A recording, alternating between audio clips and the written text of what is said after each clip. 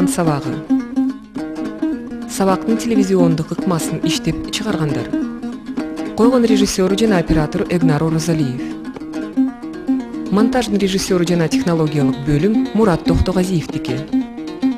Сценарийдин автору жана долбоордун продюсери Мыктыбек Арстанбек. Ассаламу алейкум. Отырайық. Менде бир суроо бар. Айтып коечу, адамдын аброюна дагы кандай аракеттер тийиш мүмкүн? Тил аркылуу, мисалы үчүн. Бирөөнүн намысына тийип, элдин көзүнчө уят кылуу адамды. Аны маскаралоо. Маскаралоо, Демек, бүгүн биз сиздер менен сабакты маскаралоо дедик. Аллах Таала Куранда айтат. Көңүл буруңуздар. Ыймандуулар эч кимди маскаралабасын дейт. Бири-бирине жаман сөздөрдү айтпасын, бири-бирин лакаптары менен чакырбасын дейт. Аяттын башын көңүл буруңуздар. Ыймандуулар дейт. Бирин-бири маскаралабасын, бирине-бири жаман сөздөрдү айтпасын, жана бирин-бири лакаптары менен чакырбасын дейт.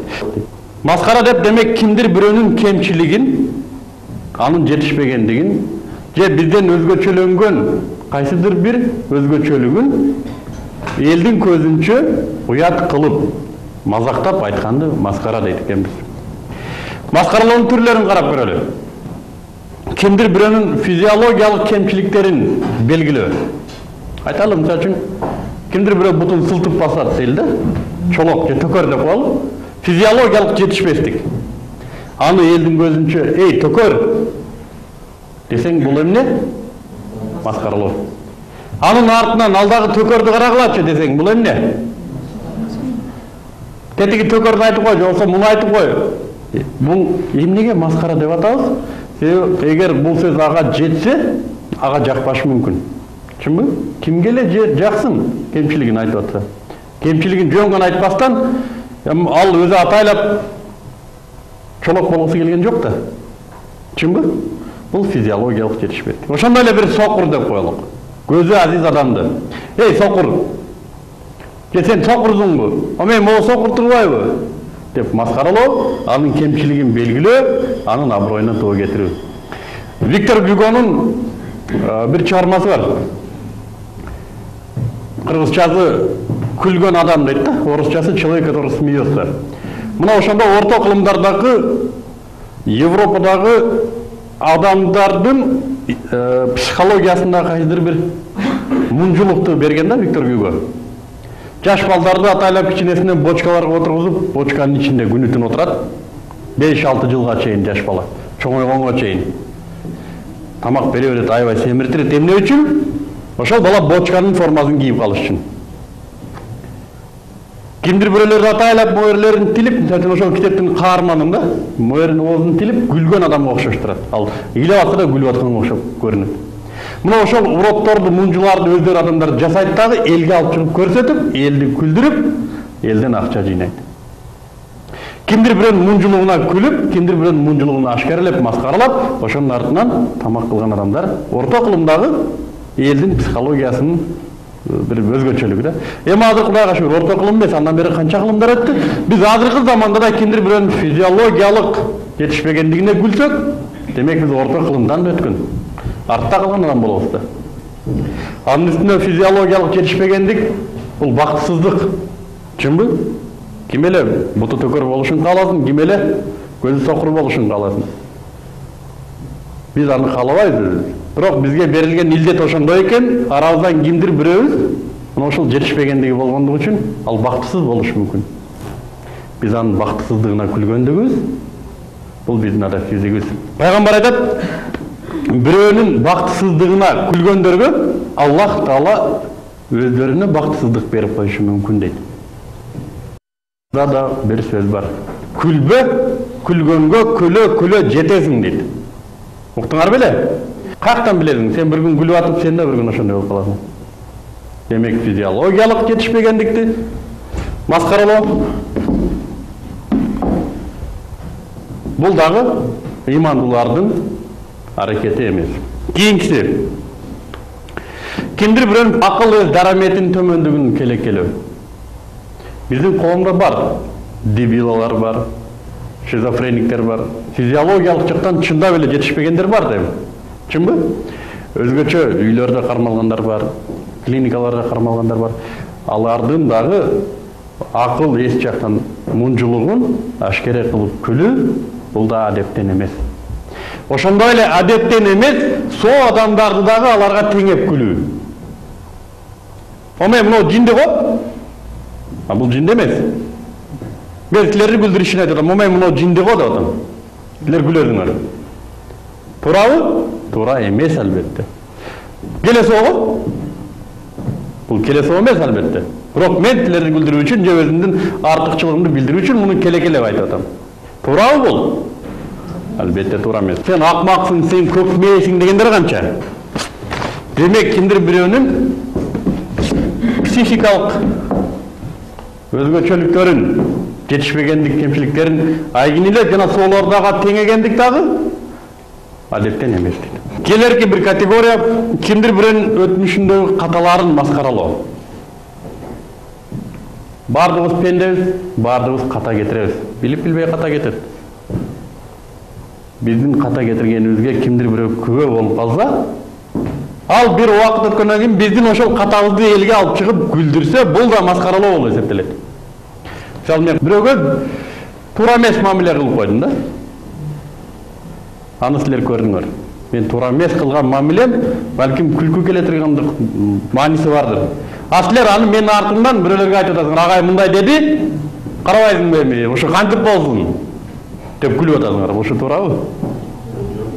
Туура эмес. Демек менин өтмүшүмдөгү кайсыдыр бир катамды ашкарелеп күлүү бул дагы ыймандуудан эмес. Жана ошондой эле кимдир бирөөнүн аманат кылып айткан сырын ашкарелеп күлүү бул да маскаралоого кирет. Мисалы, экөөбүз дос болуп жүрдүк. Мен буга сырымды айтып атам. Мен деген момундай кыз менен каталышам. Мен ошо кызга үйлөнөйүн деп жүрөм. Деп экөөбүз доспуз. Биз бир классташ кызымды сүйүп калып айтып атам. Бул эмне кылат? Бир раз келет, муну сүйүп калыптыр. Бул кат чалышып атыр. Элге жайып, элдин көзүнчө мен уят кылып күлөт. Элди күлдүрөт. Бул дагы эмне? Маскаралоо. Маскаралоодон да бунун кесепети чоң. Менин аманатымды, менин ишеничимди бул сатып атат. Менин буга болгон ишеничимди бул сатып койду. Демек, кимдир бирөөнүн аманатын сатуу дагы, сатуу менен маскаралоо бул да ыймандан эмес. Пайгамбар айтат, эгер сен бирөөнүн кемчилигин жашырсаң дейт, Аллах сенин кемчилигиңди жашырат дейт. Мына маскаралоонун түрлөрү дедик. Түрлөрү. Эми ыкмаларын карап көрөлү. Маскаралоонун кандай ыкмалары бар? Биринчиси маскаралоонун сөз аркылуу ыкмасы. Бул категорияга эмнелер кирет? Сөз менен маскаралоого. Анекдоттор, чымчыкейлер, бирөөнүн артынан болгон ушак сөздөр, кадимки азыркы биз айтып аткан маскара сөздөр. Бул сөз менен айтылчу. Ыр менен дегендик. Ыр менен да маскараласа болот экен. Булар эмнелер? Ыр менен маскаралагандар. Айтыштар, туура айтасыңар. Пародиялар, шарадалар, достук азилдер. Булар мындай бир караган адамга эми көнмүш эле адаттай көрүнүшү мүмкүн. Не болуптур, достук азил. Чындыгында ал жазылган, ал арналган адамдын аброюна эмне кетип атат? Доо кетип атат. Анын аброю элдин көзүнчө доо кетип атат. Ал элдин көзүнчө уят болуп калышы мүмкүн. Кимдир бирөөнү мазактап күлүп атсак, биз ойлобойбуз. Балким бизди да күлүп калышы мүмкүн. Бирөөнү маскаралаган адам эртең бизди да маскаралап калышы мүмкүн. Биз ушуну ойлонобузбу? Кийинкиси. Сүрөт. Сүрөт менен маскаралайбыз. Кантип? Карикатураларды тартабыз. Шарждарды тартабыз. Мурдуларын монтип, буттарын мынтип. Şu kağıda tartıp артына çaktap koydun mu da? Bul men деп жазып koyup. Бар, ушундай барбы? Ол да маскаралоо. Кимдир бирөөнүн сүрөтүн бир жерге окшотуп тартып койдуң, а? Бул ким да бул ошол. Бул эшек болду, жок бул тиги. Сүрөт менен дейт. Дагы бир ыкмасы бар экен, дене ишараты менен маскаралоо. Дене ишараты менен маскаралоо деп, кол, же бут, же ооз, же жүз менен бирөөнү маскаралоо. Сүйлөгөн жок, бирок көрсөтүп койдум. Дагы бир ыкма бар маскаралоонун. Бул сөз ишараты деп коет.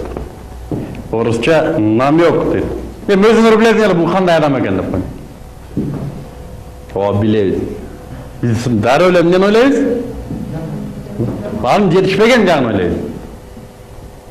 Эгерде мен айтсам, эми бардыңар билесиңер бул жакшы адам десем, жакшы адам дейсиңер. А силер билесиңер бул жаман адам. Ооба жаман адам. А мен эчтеке деп элем, өзүңөр билесиңер бул кандай адам экенин деп койдум. Мен силерди бул жөнүндө жаман ойлоого түртүп жатам. Отурган 30 баладан бирөө ойлонушу мүмкүн, болсо экөө ойлонот. Жакшы жагын айтты го депчи. Калган 28-29-у жаман жагын айтат. Бул биздин табигатыбыз. Эми табигатыбыз деген бул биздин коомдук жетишпегендик. Бирибиз жөнүндө бирибиз сүйлөсө биздин коомдо ушундай да, азыр ушундайга жетип калды. Кыргыз бири жөнүндө бири жаман ойлочу эмес эле, азыр сүйлөбөй эле көзүн карап койсоң, жетиштүү ал жөнүндө айтып койдум бир энциклопедияны. Маскаралоонун негиздерин карап көрөлү. Мына түрлөрү, кандай түрлөрү бар? Мына ыкмалары кантип маскаралайт. Эми мына ушулардын фундаменти деп коебузбу? Мына ушул турган бир негиздер бар да, бул эмнеден келип чыгып атат? Бул эмнеге негизделет маскаралоо?